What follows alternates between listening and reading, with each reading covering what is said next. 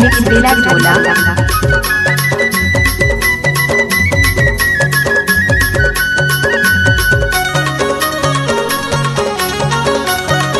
अरे हटा, चल अपना बजा।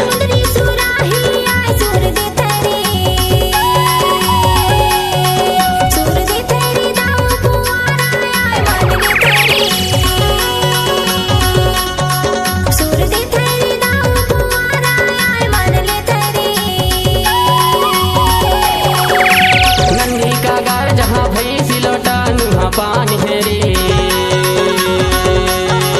जहाँ पानी है भैया बिना कसूर बदनामी है रे,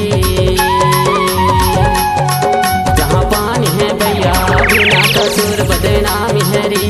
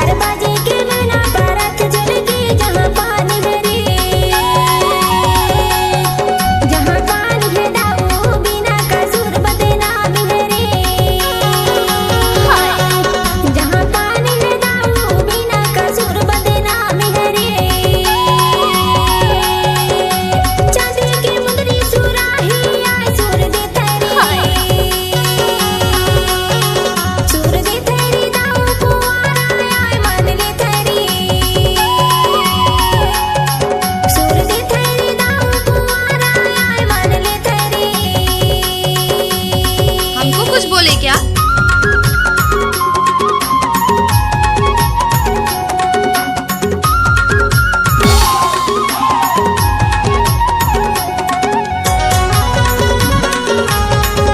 मिक्स बेला ढोला।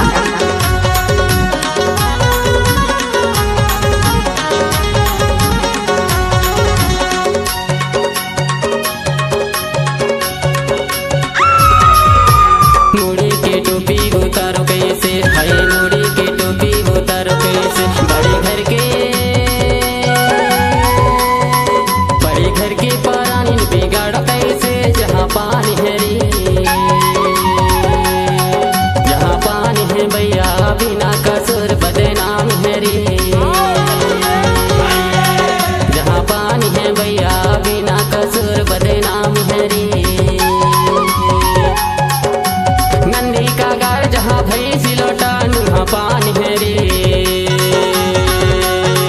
जहाँ पानी है भैया बिना कसूर बदनामी है रे। अरे चाचा,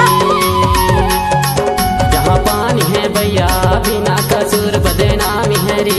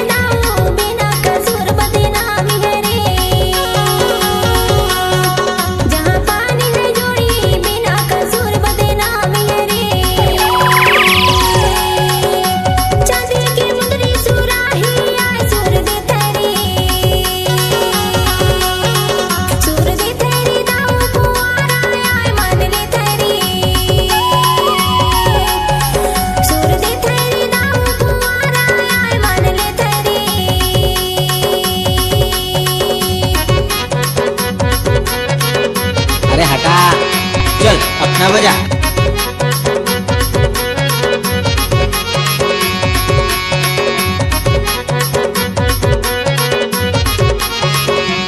बेला ढोला